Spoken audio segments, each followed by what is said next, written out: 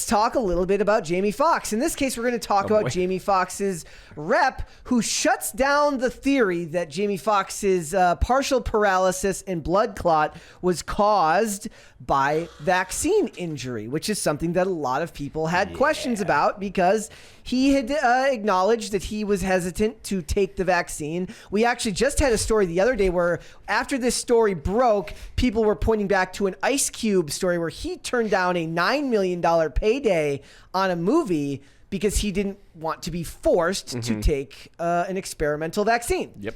I think that's perfectly reasonable.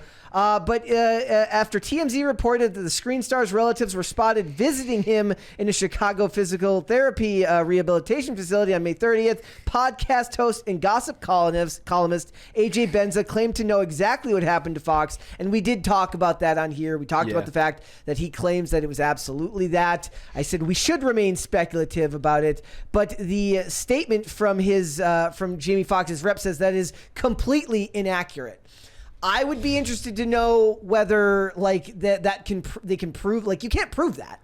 Well, that's the problem with all of this, because you could get a blood clot and stroke any day. He could have just been like, I mean, he looks like he's a pretty healthy dude, but like things happen, right? There is no proof. It does, yeah. But at the same time, there it is. At the same time, you have to keep your eyes open to coincidences and things that happen. And one thing that I pointed out recently.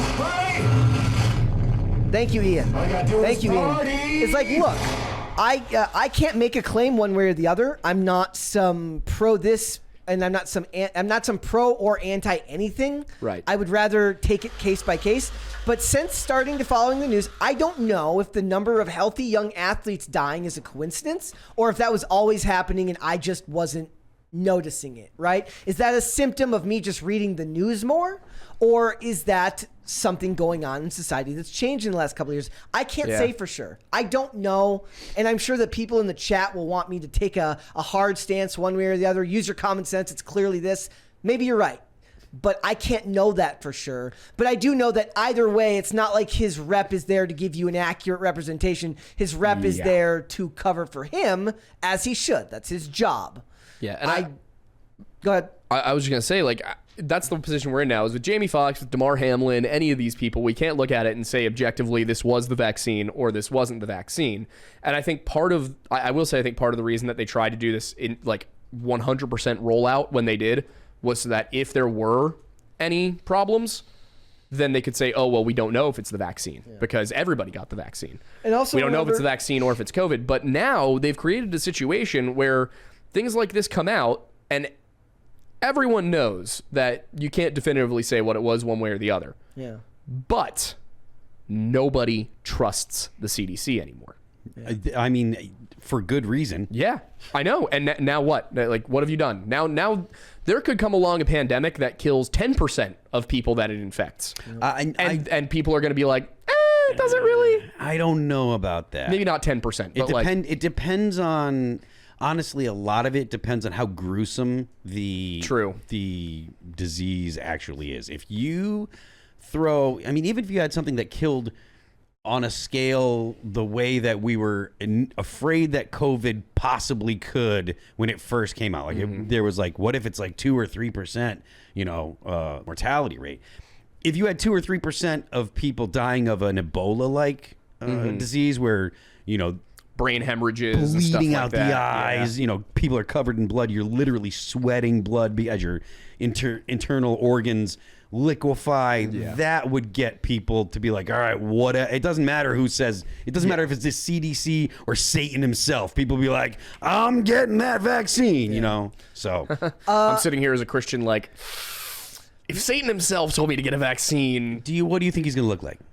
Satan? Yeah, he's gonna look like Jesus. If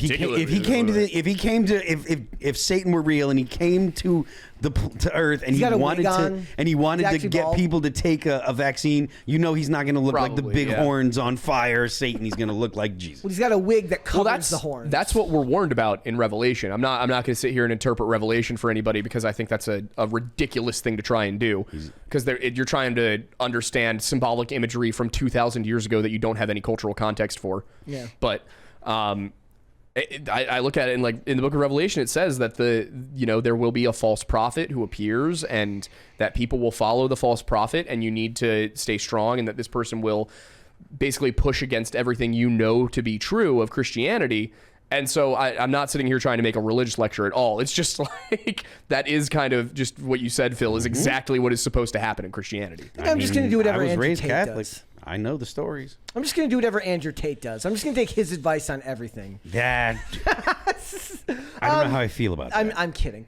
A question here is, though, is like, look, the Hollywood just ended their COVID mandates in May. Just got rid of them. You're now allowed to suddenly not be vaccinated if you're a zone 1 operator, meaning like somebody who works in direct contact with the actors. Oddly enough, you still now get COVID checks if you're doing intimate scenes. So, like, if you're doing any type of sex scene, you're going to have to be COVID checked. Well, I mean, as we all know, COVID is an STD. Yes, exactly. It's the same thing. Like, you should watch that if you guys get a chance. There's a great Nicole Arbor skit where she dresses up. She's the flu, and she's talking about where my stats went in 2020. I disavow Nicole Arbor. I don't even know who that is. It wasn't saying that she's fantastic. I'm saying the skit was funny. The skit was funny. What does she do? She's a comedian. Okay. But yes, Phil disavows Nicole Arbor. Is she a female comedian, or does she call herself a comedian? She's just a female. Okay, then I'm willing to listen. Yeah. If you say comedian, I immediately discount no, you. She's a comedian. She's that skit was funny, but look, for Hollywood to do this, especially after forcing people, look, they had very rigid protocols. We had Greg Ellis was on IRL, I think about a year. It might have been about a year ago now, maybe a little bit less. And he was talking about, like, look, it's turned into a racket. Testing has become a racket. All aspects of it have become a moneymaker in the industry. Like, you think somebody who's making all this money testing people every day is going to want to give that up? Yep. No. So you can understand where the fear that this dude would have been basically forced into taking an experimental medication would come from. Anybody who has 2 brain cells to rub together and can form a coherent thought can see how that process would come to be. My problem is that then the articles all throw around the word conspiracy theory and act as if me just putting a couple of things together and not even really making an indictment of what I think is true or not, but saying, like, look, this is what we know to be true. This is what we know the outcome could be from various angles because of financial repercussions, because of the push from the government. That's not a conspiracy theory. That's just asking questions, and I got a problem with that. I will say this: one of my cousins got the vaccine, and ended up in the hospital with myocarditis. He's a month younger than me. Yeah, a month, same height, similar weight. Vaccine, myocarditis. I have 2 shots, by the way, of Pfizer.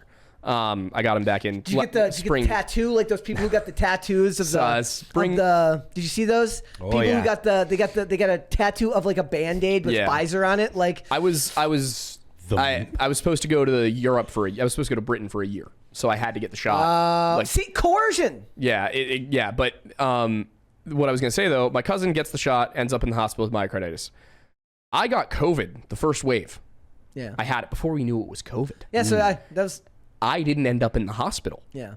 So when I look at it, I'm like, I remember vividly sitting here with everybody in my life, everybody online, all of that saying, you need to get the vaccine, you have to get it. And me being like, I just watched somebody I know, somebody I care about, somebody who's related to me, who has similar DNA to me.